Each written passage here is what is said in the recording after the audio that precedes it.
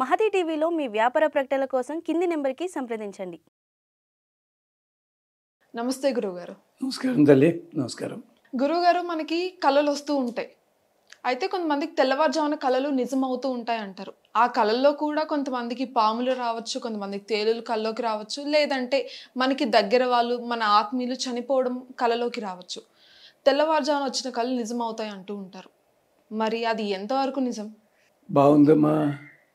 ఏమిటో ఆధునికులు అంటారు కానమ్మా, వాళ్ళల్లో కొన్ని చోట్ల వచ్చేసరికి 200 ఏళ్ల నాటి ఆలోచనలు కూడా వీళ్ళకు కూడా వస్తుంటాయి. మరి కళలన్నీ అబద్ధం అండి, ఎవడు చెప్పాడండి? పేర్లలో జ్యోతిషం ఉంటారు, ఎవడు చెప్పాడండి? ఇలా తిట్టిపోసే వాళ్ళని చూస్తాం. రామాయణం లాంటి గ్రంథంలో ఉంటే రాముడు మాంసం తిన్నట్టు కదా, మేము తింటే తప్పని. మాంసం తిన్నాను ఎక్కడుంది అక్కడ నా ఆలోచన.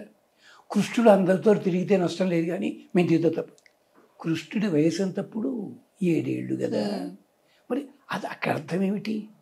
ఆలోచన. ఈ కళ్ళ గురించి ఇంత మాట్లాడాల్సి వస్తుంది నేను. వసుదేవుడు జైల్లో ఉన్నాడు కదా, రోహిణీదేవి రేపల్లెలో ఉంది. బలరాముడు ఎలా పుట్టాడమ్మా? ఇప్పటి రోజుల్లోలాగా మిలాఖాత్ అని ఏర్పాటు చేశారు ఎవడైనాను? లేదే అమ్మా.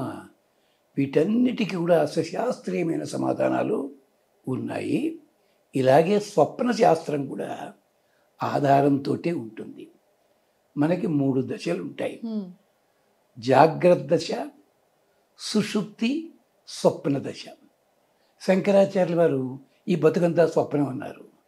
ఆయన అబద్ధం అని చెప్పడం కోసం కాదు, స్వప్నంలో చూసింది నువ్వు కళ్ళు తెరవగానే కనిపించదే, అలాగే నువ్వు చూస్తున్న ప్రకృతి ఈ క్షణంలో ఒకలా ఉంది, ఇంకోలా మారిపోతుందని చెప్పడానికే ఆయన అన్నారు తప్ప మాయామిథ్య అని చెప్పలేదు. ఏమిటి అంటే, మొదటిది ఏమిటి? జాగ్రత్త దశ. మనం మంచి చేసినా చెడు చేసినా వెంటనే ఫలితం ఆ సమయంలో అనుభవిస్తాం మనం. ఇక సుషుప్తి, అసలు మీకేమీ తెలియదు, పూర్తిగా నిద్రలో ఉంటారు, ఒళ్ళు తెలియని స్థితి, అది సుషుప్తి. సుష్టు ఆపీతో భవతి, పూర్తిగా తాగేసిన వాడికి ఎలాగైతే తెలియకుండా అలాంటిది.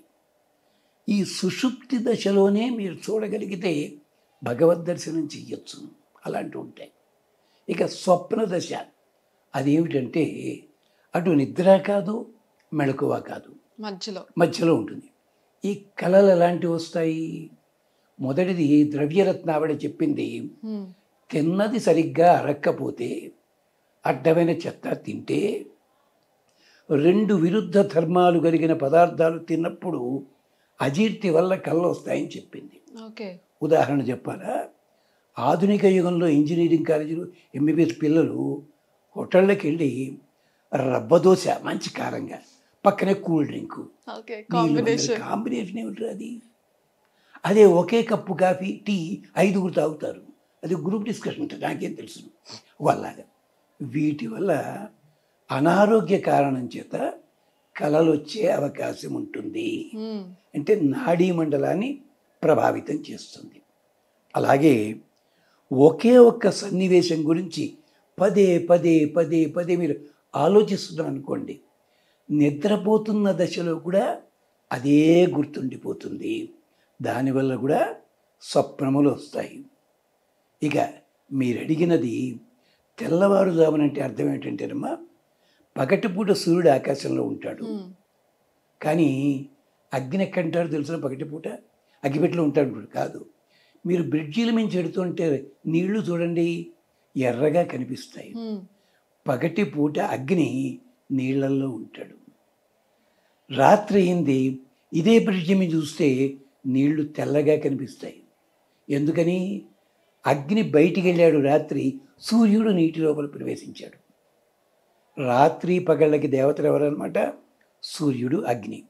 ఈ ఇద్దరిని కూడా సమన్వయపరిచేవాడు వరుణదేవుడు. ఆయన ఉంటాడు. ఆయన ఏం చేస్తుంటాడు? మనం నిద్రపోతున్నా, మెళకువగా ఉన్న మన లోపల ఉండే తత్వాలన్నిటినీ కూడా పరీక్షిస్తుంటాడు. అంటే నేను వేదాంతం చెప్పట్లేదు, మా తెల్లారుదాముని కళ్ళ సంగతి మాట్లాడుతున్నాను. తెల్లవారుజాము అవుతుండగా ఏం జరుగుతుందంటే, వరుణదేవుడు వచ్చి అగ్నిని సూర్యుడిని సమయం దాటుతుందయ్యా, నువ్వు బయలుదేరి డే టైం కాలేజీకి అందుకో నువ్వు అంటాడు ఆయన్ని. అలాగే పనివాళ్ళని పిలిచి అగ్ని వస్తాడు అని ఏర్పాటు చూసుకోండి అంటే ఏమిటనమాట, మన భాషలో కోఆర్డినేటర్ అనమాట. ఆ సమయం లోపల వరుణదేవుడి స్థితి ఉన్నప్పుడు మనకు వచ్చే కళలు ఏముంటాయో అవి ప్రభావం చూపిస్తాయి. నిజమే. ఈ లోపల ఏం జరుగుతుంది, అటు ఇటు అవుతుంది. అందుకని నీళ్ళల్లో కడితే మనం వణుకుతాం. సైన్స్ వాళ్ళు ఏం చెప్తారు, టెంపరేచర్ డిఫరెన్స్ అంటారు. కాదు, మన పాప పుణ్యాలు వరుణుడు చూస్తుంటాడు. పాపాలు బయటపడి భయపడి బయటికి పోవడానికి ప్రయత్నిస్తాయి. బస్సు ఆగుండగా ఒకేసారి అందరూ దిగారు అనుకోండి, బస్సు షేక్ అవుతుంది. అలాగనమాట ఇది. అందుకని అంటే రోజు స్నానం చేసామనుకోండి, కర్మరవి రోజు ఎందుకు ఉడుకొట్ అంటాడు, అంటే పాపాలు అంటాడు. అందుకని ఇండాబులు లేని వాడికి చలివిటి అన్నది. అంచేత కళలకి అధిపతి వరుణదేవుడు.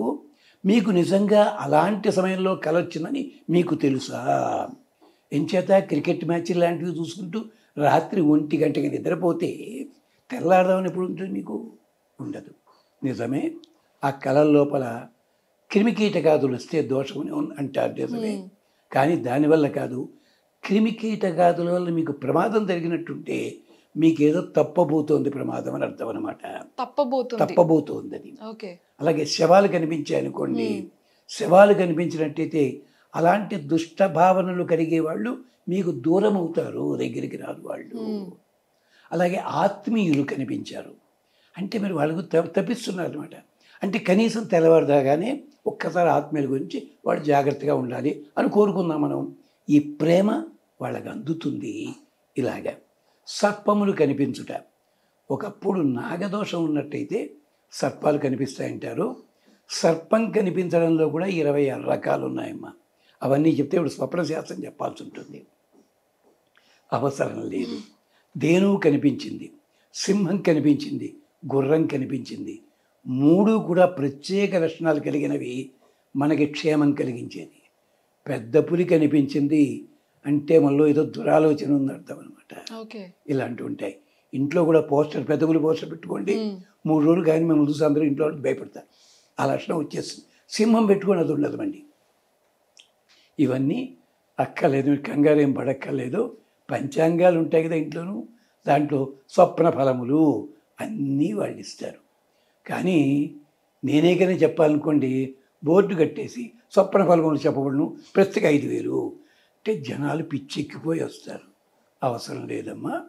అంచేత ఈ స్వప్నములు రాకుండా ఉండాలంటే ఏం చేయాలి? దానికి సీతాదేవి కూడా అంది, కలగన్నానా అంది పాపం అక్కడ కూడాను. అంచేత చాలా మార్గం ఏమిటంటేనమ్మా, నిద్రపోయే ముందు కూడా కాళ్ళు చేతులు శుభ్రం చేసుకోండి. చేసుకుని మీ ఇష్టదైవాన్ని 1 నిమిషం తలుచుకోండి అమ్మా. లేదంటారా, అద్దంలోకి రెప్ప వాల్చు కూడా ఇలా చూడండి, ఒక 10 అంకెలు లెక్క పెట్టుకోండి, సరిపోతుంది. అంతే. అప్పుడు రాదు, కలలు రావు. లేదండి అస్తమానం వస్తున్నాయి, గుప్పెడు బియ్యం తీసుకుని తెల్లటి రుమాల్లో మూట కట్టి భగవంతుడు చూపించి తలరా కింద పెట్టుకోండి. 3 నెలల దాకా అదే దుప్పటి కింద మూట తీయక్కర్లేదు.